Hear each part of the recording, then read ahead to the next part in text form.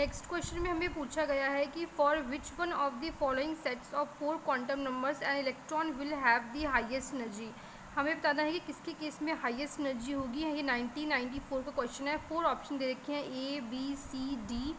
हमें बताना है कि for which of the following, हमें 4 क्वांटम नंबर्स दे रखे हैं। Principal quantum number, azimuthal quantum number, magnetic quantum number, spin quantum number. हमें बताना है for which one of the following sets of 4 quantum numbers जो हैं an electron will have highest energy. जब भी हम हाईएस्ट एनर्जी की बात करते हैं तो हमें ये जो फॉर्मूला होता है, ये फॉर्मूला यूज़ करना होता है हमें n+l की वैल्यू देखनी होती है किसके केस में मैक्सिमम है। जिसके केस में हमारी n+l की वैल्यू मैक्सिमम होगी उसकी जो है एनर्जी जो है वो हाईएस्ट हो जाएगी। तो अगर हमारा n की वैल्यू 3 है और l की वैल्यू 2 है, तो l की अगर हम बात करते हैं l की वैल्यू अगर 0 होती है उसका मतलब होता है S, l की वैल्यू अगर 1 होती है उसका मतलब होता है P, और l की वैल्यू अगर 2 होती है तो उसका मतलब होता है D। S P D की वैल्यू आ जाती है। और हमें यहाँ पे स्पिन क्वांटम नंबर और मैग्नेटिक क्वांटम नंबर की वैल्यू भी दे रखी है। तो 3D हो जाएगा, 4D हो जाएगा, 4P हो जाएगा और 5S हो जाएगा। ये हमारा N है और ये हमारा L है। ये जो है हमारी n की वैल्यू है और ये जो है ये हमारी n की वैल्यू है और ये हमारी l की वैल्यू है। इस तरीके से हम फाइंड आउट कर लेंगे तो हमारे पास में ये वैल्यूज़ आ जाएंगी। अब हमें देखना है कि किसके केस में मैक्सिमम वैल्यू है। तो 4D जो है हैज़ हाईएस्ट एनर्जी, क्योंकि 4D के केस में n+l की वैल्यू जो है वो 6 आ रही है। n+l की वैल्यू जो है वो मैक्सिमम आ रही है 4D के केस में।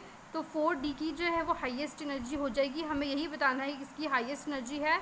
और एक और तरीका होता है फाइंड आउट करने का, हम ऑफ बाउ प्रिंसिपल के अकॉर्डिंग ये सीक्वेंस दिया हुआ है, इस सीक्वेंस को हम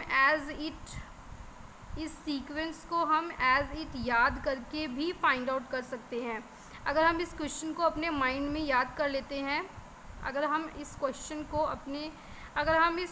को अपने माइंड में याद रख लेते हैं तो इस तरीके से भी हम बता सकते हैं कि किसकी वैल्यू ज़्यादा है। 4D की वैल्यू ज़्यादा होती है। ये सिंबल जो है ये हमें डिनोट करता है इसकी लोअर है और इसकी हायर है। 4D की हायर है as compare to 4P, 5S and 3D की जो है वो लीस्ट है। इन 4 ऑप्शंस में से 3D की वैल्यू जो है वो क्या हो जाएगी, 3D की वैल्यू जो हो जाएगी वो लीस्ट हो जाएगी।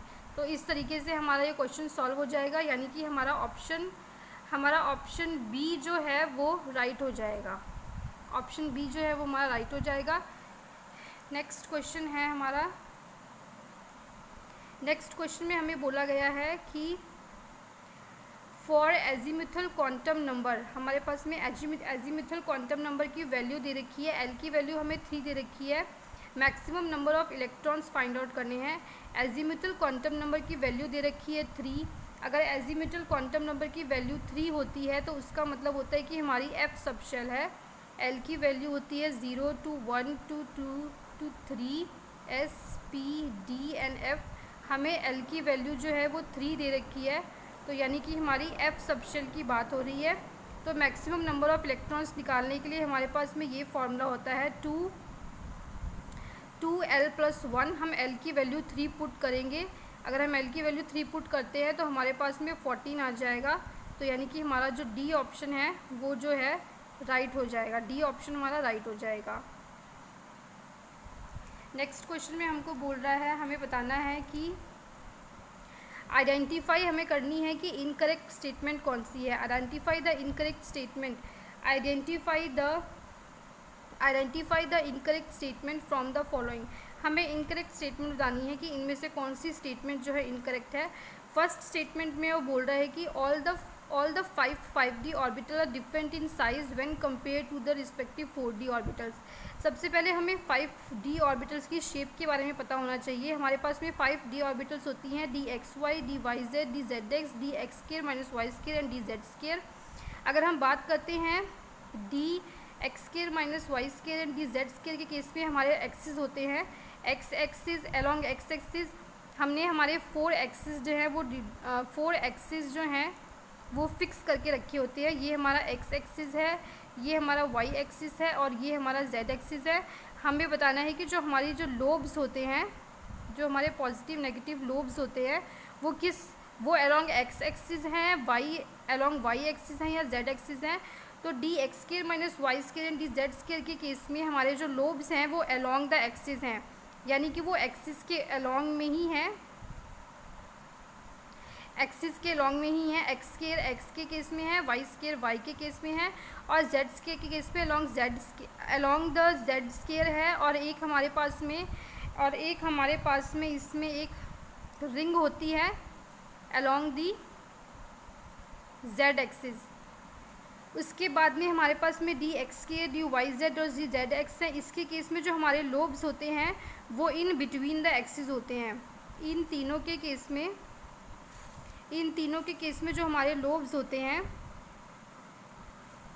लोब्स जो होते हैं वो इन बिटवीन द एक्सिस होते हैं। और इन दोनों के केस में जो है हमारे लोब्स जो होते हैं वो, इन दोनों के केस में हमारे जो लोब होते हैं वो अलोंग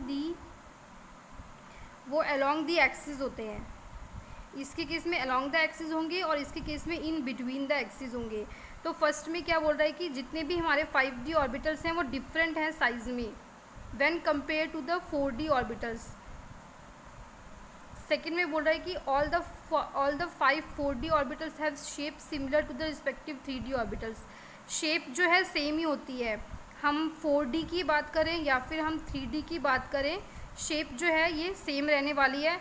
तो ये वाली जो स्टेटमेंट है हमारी, ये स्टेटमेंट जो है हमारी करेक्ट हो जाएगी, शेप जो है वो सेम रहेगी।